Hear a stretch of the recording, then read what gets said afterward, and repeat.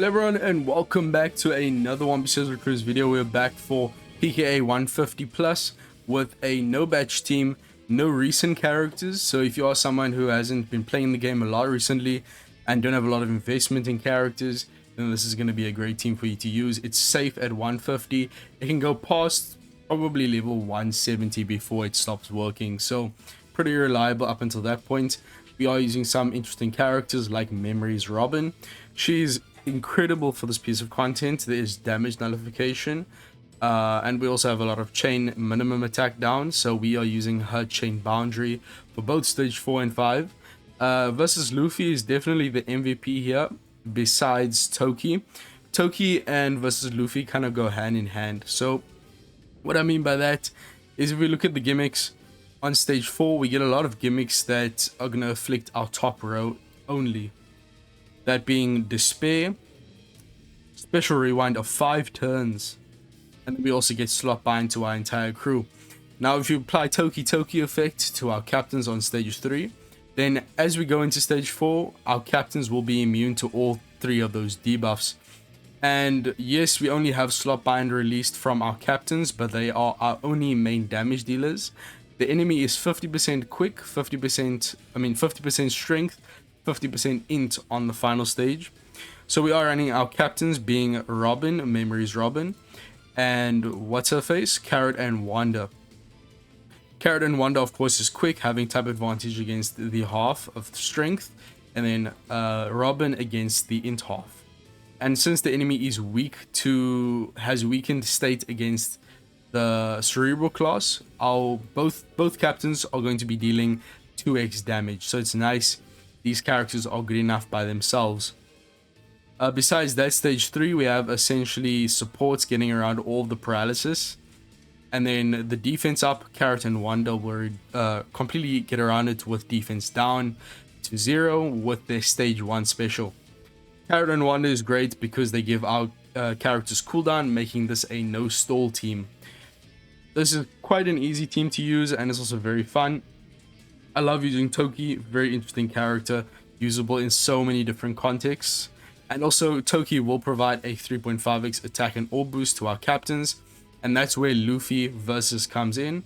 If we have an attack boost, orb boost, and a chain lock or chain boundary, he will extend it by 2 turns, all 3 of those buffs. We get the attack and orb boost from Toki on stage 4, and then we also get the chain boundary from Robin, which will all be extended to last until the final stage. So for both stage 4 and 5, we have incredible damage. We also have a chain multiplicative buff of 1.5x from Robin, which will also get extended to last 3 turns thanks to her superclass.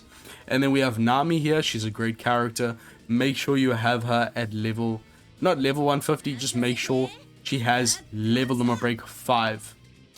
She will reduce the bind on the final stage and also give us matching orb for our Robin, and then also provide a conditional attack boost of 2x that she procs herself.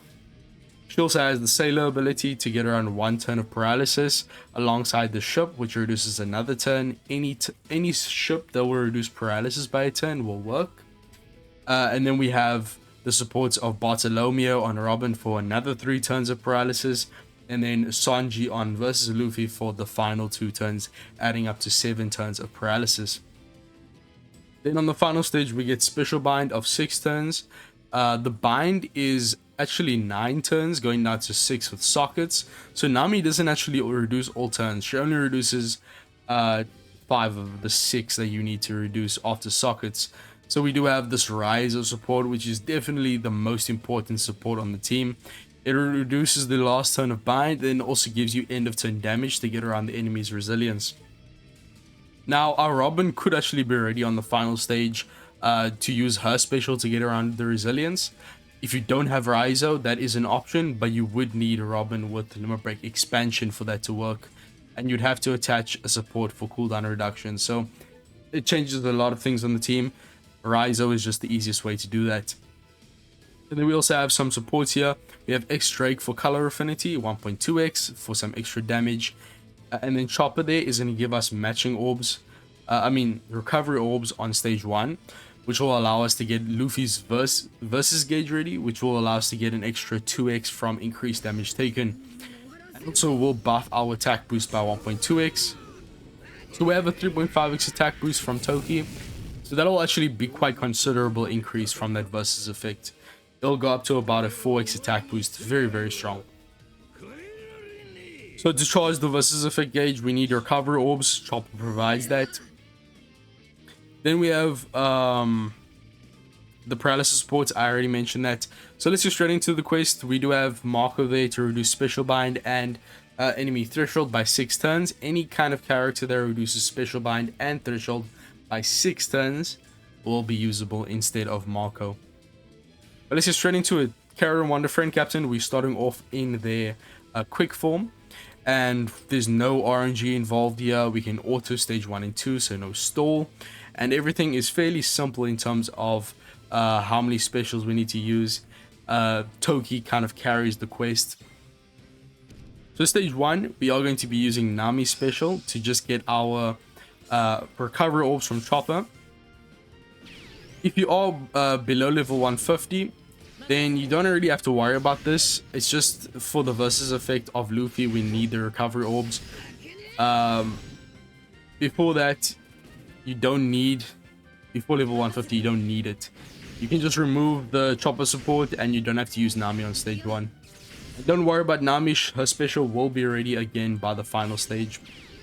Because we do get another 2 turns of cooldown for all of our characters thanks to Carrot and Wanda's captain effect.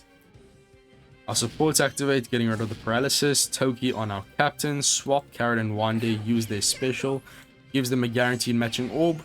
Yes, they do not have type advantage right now, but it's important that they go into their quick form on the final stage. And we need to swap on the final stage on Carrot and Wanda so that they get a guaranteed matching orb.